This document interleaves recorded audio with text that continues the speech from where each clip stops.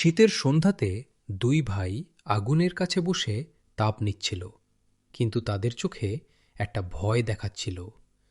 তখন ছোট ভাই বলে যে সবাইকে বলতে হবে ওই মোয়ে মোয়ে জঙ্গলে ভূত ও শয়তান আছে। হঠাৎ বিজ্জু বড় ভাইয়ের ছেলে ওখানে আসে।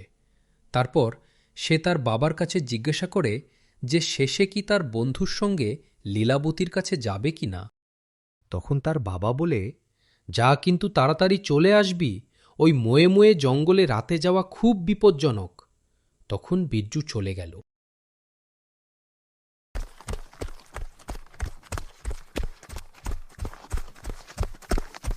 অন্যদিকে দেখা যায় যে বিরজু লীলাবতীর বাড়ি থেকে ছুটতে ছুটতে আসে, কারণ তখন খুব জোরে বৃষ্টি পড়ছিল। তার সামনে থেকে কালো বিড়াল যায়, আর সে পড়ে যায়, সে আবার উঠে যায়। তার সামনে থাকা সেই পোড়ো বাড়ি থেকে ভয়ঙ্কর আওয়াজ আসতে থাকে। তখন বিজ্জু জিজ্ঞাসা করে, কে কে আছো, সামনে এসো।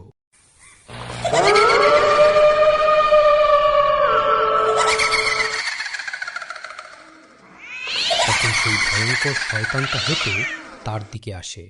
তখন বিজ্জু ছুটে পালাই। বিজ্জুর ছুটতে ছুটতে দম হয়, তাই সে দূরে দূরে। তখন খুব বৃষ্টি হয়। হঠাৎ সেই শব্দ আবার শুনতে পাই।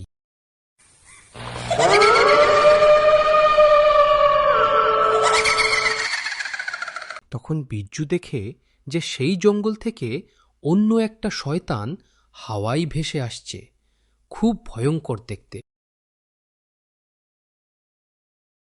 তখন বিরজু ভয়ে ভয়ে বলে, কে তুমি, আমাকে দয়া করে ছেড়ে দাও। তখন বিরজু ভয়েতে বসে যায়, আর শয়তানটা ভয়ঙ্কর হাসি হেসে বলে যে, আজকে আমি তোর রক্ত খাবো, অনেকদিন কারোর রক্ত খাইনি। হঠাৎ শয়তানটার উপর থেকে ডাক পড়েছে, তাই সে চলে যায়, আর বিরজু জোরে জোরে গ্রামের দিকে যায়।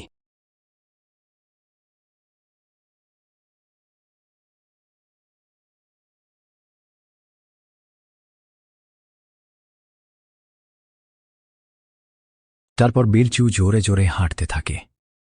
অবশেষে গ্রামে আসে, কিন্তু এসে গ্রামের অবস্থা দেখে আশ্চর্য হয়ে যায়। সব দিকে শুধু ধ্বংস। তখন সে দেখে যে গ্রামের দুজন আসছে।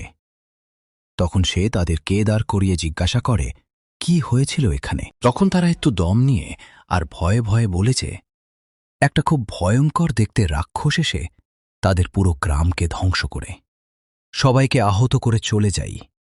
কেউ তার কিছু করতে পারে না। তারপর আমরা সবাই চারিদিকে দেখি কে কিরকম আছে। তখন বিরজু বলে, তাহলে আমার বাবা আর কাকা কোথায় এরকম বলে? সে জোরে চিৎকার করতে থাকে। তারপর তার বাড়ির উদ্দেশ্যে দৌড়াই। তো বন্ধুরা, এই ছিল আমাদের গল্প। ভালো লাগলে সাবস্ক্রাইব করে দেবেন।